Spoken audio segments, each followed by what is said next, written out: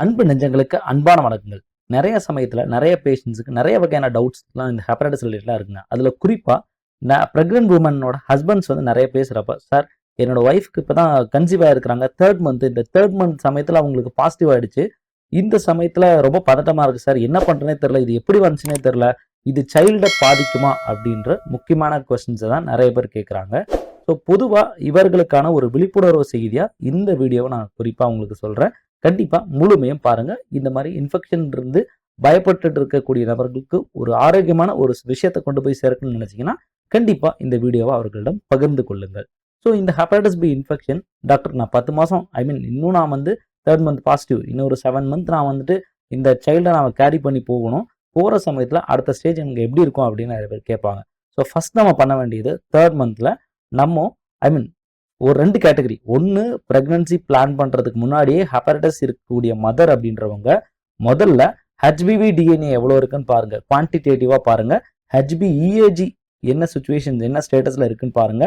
ஹெச்பிஎஸ்ஏஜி எவ்வளோ குவான்டிடேட்டிவாக எவ்வளோ இருக்குன்னு பாருங்க. இந்த அளவை பார்த்துட்டு லிவர் ஹெல்த்தை பார்த்துட்டு அதன் பிறகு பிரெக்னன்சி பிளான் பண்ணுறது நல்லது. அவசரப்பட்டு ஹெப்படைட்டிஸ் பி பாசிட்டிவ்னு தெரிஞ்சும் நீங்கள் கன்சீவிங்கான விஷயங்களை பிளான் பண்ணுறதுன்றது ரொம்ப ரொம்ப ஒரு தப்பான விஷயமா இருக்கும். ஈவன் தோ ஒரு சில சமயத்துல அது அடுத்தடுத்த ஸ்டேஜ் போனாலும், ஏன்னா அளவு அதிகமா இருந்தா சைல்டுக்கு டிரான்ஸ்மிட் ஆகும் அப்படின்றதுல எந்தவித மாற்று கருத்தும் இல்லை. ஆனா நோய் இருந்தாலே அவங்களுக்கு பரவிடும் அப்படின்ற காரணம்ன்றது தேவையில்லாத ஒரு பதட்டம் தான். அந்த மாதிரியா எந்த இடத்துலையும் நடக்கிறது இல்லை. ஸோ தயவு செய்து அளவுகளை பார்த்து அடுத்த சமயம் அடுத்த கட்டத்துக்கு மூவ் ஆகணும். ஸோ இது ஒரு கேட்டகரி. 2வது, சார் நான் 3rd மந்த் இப்பதான் எனக்கு தெரியும், நான் என்ன பண்றது அப்படின்னு நிறைய பேர் கேட்குறாங்க. அவங்களுக்கான பதிவு. ஸோ முதல்ல உங்களோட டிஎன்ஏ எவ்வளோ இருக்கு, ஹெச்பிஇஏஜி எவ்வளோ இருக்கு அப்படின்றத பார்த்துக்குங்க. இது ஒரு லிமிட்டடான லெவலில் தான் சார் இருக்கு அப்படின்னு நினைச்சீங்க அப்படின்னா நம்ம அடுத்த ஸ்டேஜுக்கு போறதும் போகாதும் நம்ம பர்சனலான நீங்கள் ஃபேமிலியில டிசைட் பண்ணி அடுத்து மூவ் பண்ண வேண்டியது. அதுவும் மருத்துவரோட ஆலோசனையை வச்சு நீங்கள் கண்டிப்பாக எடுத்துக்கலாம். இன்கேஸ் எங்கள்கிட்ட ஒப்பீனியன் எடுக்கணும் அப்படின்னாலும் தாராளமாக மேலே உள்ள கான்டாக்ட் நம்பரில் அப்பாயின்மெண்ட் எடுத்துட்டு கண்டிப்பாக நீங்கள் தாராளமாக பேசலாம். ஸோ பொதுவாக இந்த சமயத்தில் இவர்கள் கொஞ்சம் நம்ம அளவு வந்து தெளிவாக ஆரோக்கியமாக வைத்துக் கொள்ள வேண்டியது ரொம்ப ரொம்ப முக்கியமான ஒரு விஷயங்க. நிறைய சமயத்துல இந்த ஹெச்பிஎஸ்ஏஜி அப்படின்றது பாத்தீங்கன்னா, அதாவது ஹெச்பி அதையும் குறிப்பா ஹெச்பிஎஸ்ஏஜில டிஃபரெண்ட் டைப்ஸ் ஆஃப் ப்ரோட்டீன்ஸ் உண்டு. ஹெச்பிஎஸ்ஏஜி அப்படின்றது சர்ஃபேஸ் ப்ரோட்டீன், ஹெச்பிஇஏஜி அப்படின்றது என்வலப் ப்ரோட்டீன், ஹெச்பிசிஏஜி அப்படின்றது கோர் ப்ரோட்டீன் சொல்லுவோம். இப்படி பல வகையான ப்ரோட்டீன்ஸ் இருக்கு. இதுலயும் குறிப்பா ஹெச்பிஎஸ்ஏஜி ஒரு கேஸ்க்கு பாசிட்டிவா இருந்து அந்த மதருக்கு 3வது மாசத்துல அந்த மதருக்கு பாசிட்டிவா இருந்து ஹெச்பிஇஏஜியும் பாசிட்டிவா இருக்குன்னா அவங்களுக்கு பிறக்கக்கூடிய குழந்தைக்கு 70-90% நோயானது தொற்றக்கூடிய வாய்ப்பு தான் ரொம்ப அதிகம்ன்றாங்க. அதுலயும் குறிப்பா ஹெச்பிஏஜி நெகட்டிவா இருக்கு, ஆன்டி ஹெச்பி வந்து நெகட்டிவா இருக்கு. ரெண்டுமே நெகட்டிவ் அப்படின்னாலும் 25% அவங்களுக்கு வாய்ப்பு இருக்கு அப்படின்றாங்க. இதே குறிப்பா டிஎன்ஏன்றது முக்கியமான ஃபேக்டர். டிஎன்ஏன்றதையும் நம்ம கண்டிப்பா பார்த்து தான் இந்த 25% பரவுமா பரவாதுன்னு சொல்ல முடியும். அடுத்து ஹெச்பிஇஏஜின்னு ஒரு விஷயம் நெகட்டிவா இருக்கு, ஆன்டி ஹெச்பிஇன்றது பாசிட்டிவா இருக்கு அப்படின்ற சுச்சுவேஷன்ல 12% பரவதுக்கு வாய்ப்பு இருக்கு. குறிப்பா இதுலயும் டிஎன்ஏன்றது மல்டிபிள் லேக்ஸ்ல இருக்கக்கூடாது அப்படின்றது முக்கியமான விஷயம். ஸோ இந்த சமயத்துல பிரெக்னன்சி பிறந்த பிறகு குழந்தை பிறந்த பிறகு முதல்ல இம்யூனோகுளோபுலின் இம்யூனோப்ரோஃபிலாக்சிஸ் சார்ந்த விஷயங்களை கண்டிப்பா பண்ணணும். அப்புறம் ஹெப்படைட்டிஸ் பிக்கான வேக்சினேஷனை கண்டிப்பா பண்ணணுங்க. இதுதான் முதன்மையா செய்யக்கூடியது. இது எப்போ சார் ஃபெயிலியர் ஆகும், ஃபெயிலியர் ஆகிறதுக்கு வாய்ப்பு இருக்கு அப்படின்னு கேட்டா 3-13% வந்து WHO ரெக்கமெண்ட் பண்றான் நெகட்டிவ். இது வந்து நோய் பரவுறதுக்கு வாய்ப்பு இருக்கு. இந்த மெத்தடே சொன்னாலும் 3-13% வந்து தவறாகிறதுக்கு வாய்ப்பு இருக்கு. இது எப்போ அப்படின்னா மதருக்கு ஹெச்பிஇஏஜின்னு சொல்லக்கூடியது பாசிட்டிவா அதிகமான லெவல்ல இருக்கக்கூடிய மதருக்கு இந்த மாதிரியான வாய்ப்புகள் நடக்கலாம் அப்படின்னு சொல்றான். குறிப்பா இதுல என்னோட பிராக்டிஸ்ல டிஎன்ஏ அதிகமா இருந்தாலும் இந்த மாதிரியான பிரச்சனை வர்றதுக்கு வேக்சினேஷன் ஃபெயிலியர் ஆகிறதுக்கு சைல்டுக்கு பாசிட்டிவ் ஆகிறதுக்கு நிறைய வாய்ப்பு இருக்கும். ஸோ இதுக்காக தேவையில்ல பதட்டம் பண்ணுமா அப்படின்னு கேட்டா பதட்டம் தேவையில்லை. நம்ம சரியான அணுகுமுறை அப்படின்றதான் இதுல ரொம்ப முக்கியங்க. ஸோ அதனால ஹெச்பிஇஏஜின்ற அந்த இது பாசிட்டிவா இருக்கிறப்ப என்ன ஆகும் அப்படின்னா டி செல்ஸ் நம்ம பாடியில 2 விதமான செல்ஸ் இருக்குங்க. ஒன்று டி செல்னு சொல்லுவோம், இன்னொன்று பி செல்ஸ்ன்னு சொல்லுவோம். இந்த டி செல்ஸ்ன்றது உங்களுக்கு குறிப்பா பாத்தீங்கன்னா இதெல்லாமே இம்யூன் சிஸ்டத்துல வரக்கூடியது. நோய் எதிர்ப்பு சக்திகளை குறிப்பிட்ட வகையான நோய் எதிர்ப்பு சக்திகளை நமக்கு உடம்புக்கு தரக்கூடிய ஒரு வித விஷயமா இருக்குங்க. ஸோ அதுதான் பி செல்ஸ்ன்னு சொல்லுவோம் அல்லது டி செல்ஸ்ன்னு சொல்லுவோம். இது அல்லாது நிறைய விஷயங்கள் இருக்கு. இது எல்லாமே நம்ம பிளட்ல இருக்கக்கூடிய WBC செல்ஸ்ல இது வந்து உள்ள இருந்து வளரக்கூடியதுங்க. ஸோ இதுல இந்த T செல் டாலரன்ஸ்ன்றதான் ரொம்ப முக்கியமானது. எங்கெல்லாம் இந்த HBEAG அப்படின்றது நம்ம குழந்தையோட அந்த பிளாசண்டான்னு சொல்லுவோம், அந்த இரத்த குழாய்கள் போகும் இல்லையா? ஸோ இந்த விடயங்கள்ல டிரான்ஸ்மிட் ஆகிறதுக்கு நிறைய வாய்ப்பு இருக்குங்க. ஸோ அப்போ இது மூலியமா சைல்டுக்கு மூவ் ஆகுது அப்படின்னா, எல்லா விஷயங்களும் மூவ் ஆகாது ஃபீட்டல் டிரான்ஸ்மிஷன்ல.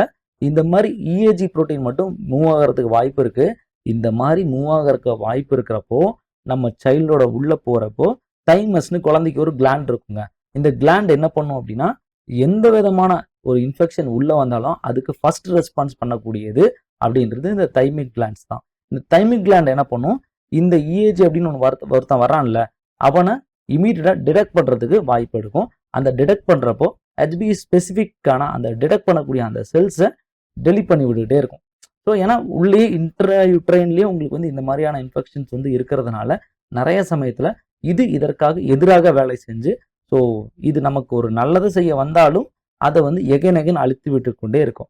இந்த சமயத்தில் ஹெச்பிஇஏஜி அப்படின்ற விஷயம் ஒரு சில சமயம் ஹெச்பிசின்னு சொல்லக்கூடிய கோர் ஆன்டிஜெனியும் அங்கே மிமிக் பண்ணும். இவனை மாதிரியே ஆக்ட் பண்ணுவான். அப்படின்றப்போ இதை தடுக்கக்கூடிய டீசெல் லிம்போசைட் அப்படின்றது உனக்கு அங்கேயும் சப்ரஸ் ஆக வாய்ப்பு இருக்கு. ஸோ நிறைய சமயத்தில் அந்த இனிஷியல் பீரியட்லேயே இந்த லெவல்ஸ் அதிகமாக இருக்கிறதுனால உள்ள போய் ஸ்டிமுலேட் பண்ணி வந்துகிட்டே இருக்கும். இப்படி வந்துட்டே இருக்கிறப்போ அங்கேயே அவங்களுக்கு பாசிட்டிவ் ஆகிறதுக்கான, பிறந்த பிறகு பாசிட்டிவ் ஆகிறதுக்கான வாய்ப்பு ரொம்ப அதிகமாக இருக்கும். இது குறிப்பாக இதனோட பேக்ரவுண்ட் ரீசன் அப்படின்றப்போ இம்யூன் சிஸ்டம் அப்படின்றது ஃபெயில் ஆகுது. இதனால அந்த சைல்டுக்கு பாசிட்டிவாக வாய்ப்பு இருக்கு. இதனால அவங்க கிரானிக் இன்ஃபெக்ஷன் அப்படின்ற நிலைக்கு தள்ளப்படுவாங்க. ஸோ இதனால தான் கண்டிப்பாக சொல்றது, என்ன லெவல் இருக்கு அப்படின்றத ஏர்லியர் டைம்லயே பாருங்க. அதுக்கடுத்து பீசல் டாலரன்ஸ்னு ஒன்று இருக்கு.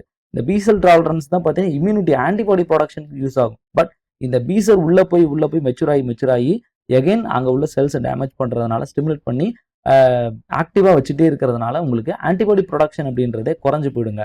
ஸோ இந்த மாதிரி இருக்கிறதுனால இஏஜி ரொம்ப அதிகமாகிறதுனால ட்ரெக்குன்னு சொல்லுவோம், டீசெல் ரெகுலேட்டரி என்சைம்ஸை வந்து என்ன பண்ணுவோம் அப்படின்னா ஆக்டிவேட் பண்ணும். ஆக்டிவேட் பண்ணுறப்ப குறிப்பாக வந்து பார்த்தீங்கன்னா ஆக்டிவேட்ன்ற சமயம் அது வந்து குறிப்பாக ஹெச்பிவிக்கான அந்த இம்யூன் விஷயத்தை தரக்கூடிய அந்த செல்ஸை சப்ரஸ் பண்ணிடும். இந்த சப்ரஸ்னால தான் உங்களுக்கான அந்த வேக்சினேஷன் அப்படின்றது ஃபெயிலியர் ஆகக்கூடியதும், அந்த 3 to 13% சொல்கிறோம் இல்லையா டாக்டர்ஸு, அந்த 3 to 13% வந்து ஸ்ப்ரெட் ஆகக்கூடிய சான்சஸ் அப்படின்றது அதிகமாக இருக்குன்னு சொல்கிறோம். ஸோ இதனால தான் சொல்கிறோம், எந்த விஷயத்தையும் சயின்டிஃபிக்கலாக அப்ரோச் பண்ணணும். ஸோ பொதுவாகவே இது இருந்தால் வந்துடும் டாக்டர், ஐயோ எனக்கு லைஃபே முடிஞ்சிச்சு, டோட்டலாக வி ஆர் ஸ்பாயில் அப்படின்னு நிறைய பேஷண்ட்ஸ் வந்து பேசக்கூடிய விஷயங்களை கண்டிப்பாக பார்க்குறாங்க. ஸோ பொதுவாக சொல்லக்கூடியது, இந்த மாதிரி தேவையில்லாத பதட்டம் அடைய வேண்டாம். முதல்ல என்ன ஸ்டேஜில் இருக்கிறீங்க, அடுத்து என்ன ஸ்டேஜுக்கு மூவ் ஆகணும், எவ்வளோ அளவு இருக்குது. ஸோ முதல்ல உங்களோட கீ ப்ரொஃபைலிங், ஹெப்படைட்டிஸ்க்கான ஹோல் ப்ரொஃபைலிங்கை கம்ப்ளீட்டாக பார்க்கணும். லிவர் ஹெல்த்தை பாருங்கள், ஃபைப்ரோசிஸ் செக் பண்ணுங்கள், அந்த ஸ்டேட்டஸ் எப்படி இருக்குன்னு பாருங்கள். உங்களோட ஹெல்த்தை கரெக்டாக ரெகுலராக செக் பண்ணிக்கோங்க. இருக்குன்னு தெரிஞ்சு எவ்வளோ அளவுக்கு இருக்குன்னு தெரிஞ்சுட்டு அதன் பிறகு ப்ரெக்னன்சி பிளான் பண்ணுறதுன்றது ரொம்ப ரொம்ப நல்லாயிருக்கும். கண்டிப்பாக ஆரோக்கியமான ஹாப்பியான லைஃப்பை நீங்களும் உங்களோட ஃபேமிலியும் உங்களோட குழந்தையும் இருக்கும் அப்படின்றதுல எந்தவித மாற்று கருத்தும் இல்லை. சைல்டு பிறந்த பிறகு அவங்களுக்கு 2 வகையான வேக்சினேஷன் சொல்லியிருக்கேன், அதையும் கண்டிப்பாக போடுறதுக்கு அவங்களுக்கு வழிவகை செய்ய வேண்டும். கூடவே சித்தா மெடிசின்ஸை ஆஃப்டர் ப்ரெக்னன்சிக்கு பிறகு பாசிட்டிவான மதர் அப்படின்றவங்க 3 மாதத்தில் பாசிட்டிவ், ப்ரெக்னன்சி டைமில் சித்தா மெடிசின்ஸ் எடுத்து ரொம்ப டிஸ்டர்ப் ஆக வேண்டாம். மேக்ஸிமம் டாக்டர்ஸ் அந்த டைமில் மெடிசின்ஸ் வந்து ப்ரொவைட் பண்ணுறது கிடையாது. ஸோ தேவைக்கு என்ன எசென்ஷியலோ அது மட்டும் தான் மருந்து கொடுப்பாங்களே ஒழிய எல்லா டைமும் இந்த மாதிரி வந்து பண்ண வேண்டாம். ஸோ ஆஃப்டர் ப்ரெக்னன்சி முடிஞ்ச பிறகு இதற்கான மருத்துவ முறையை தெளிவாக எடுத்துக்கொள்ளலாம் அப்படின்ட்டு விழிப்புணர்வை இந்த வீடியோ மூலம் தெரிவித்துக் கொள்கிறேன். வேறு ஏதாவது சந்தேகம் இருந்தால் கமெண்ட்டில் ஷேர் பண்ணுங்கள், கண்டிப்பாக ஷேர் பண்ண தயாராக இருக்கும். நன்றி, வணக்கம்.